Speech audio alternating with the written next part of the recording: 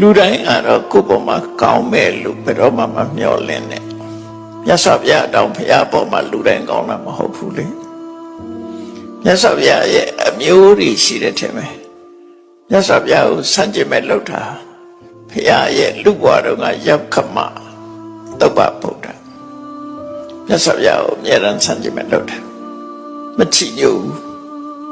နော်သူမကြည်ညို့ခြင်းလည်းအကြောင်းတော့ရှိတာပေါ့သူစိတ်နဲ့သူ့ရဲ့အခမ်းသားချက်နဲ့သူမချီညို့နောက်ပြီးတော့တုပ္ပဗုဒ္ဓရဲ့သာတိဝဋ္ဌဘုရားပေါ်မှာအမြင်မကြည့်ဘူးအမြဲတမ်းဒုက္ခပေးအဲ့တော့မြတ်စွာဘုရားပေါ်မှာမကောင်းတဲ့ပုဂ္ဂိုလ်တွေအများကြီးရှိတယ်အဲ့တော့သူများကကိုယ်ပေါ်ကောင်းတာမကောင်းတာကိုယ်လုံးမဟုတ်ပဲနဲ့ဖိကုတု others ကိုယ်ကတော့သူများပေါ်ကောင်းရမယ်လို့ပြောတာနော်ကိုယ်ကသူများပေါ်ကောင်းရမယ်ဘယ်လိုကောင်းမလဲ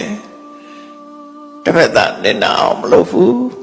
နော်တစ်ဖက်သားအကျိုးမဲ့သွားအောင်မလုပ်ဘူးတစ်ဖက်သားပေါ်မှာမေတ္တာမပြည့်နေမယ်တစ်ဖက်သားပေါ်မှာတိခဏ်ဉာဏ်တရားနဲ့နေမယ်ဒါဟာဖိကုတု others ပဲသူ့အတွက်ကိုတော့ကိုယ်ကကောင်းတဲ့ဘက်ကနေမယ်လို့သူပြောတာသူ့ကိုအကျိုးပြုတယ်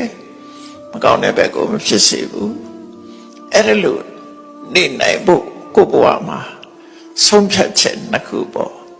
ကိုယ်စိတ်လေးကိုဖြူစင်အောင်ထားခြင်းသူများအပေါ်မှာကိုယ်ကကောင်းခြင်းဆိုတဲ့အဲ့ဒီနှစ်ခုဟာအဲ့ဒါမှအရေးကြီးတယ်လို့ထင်တယ်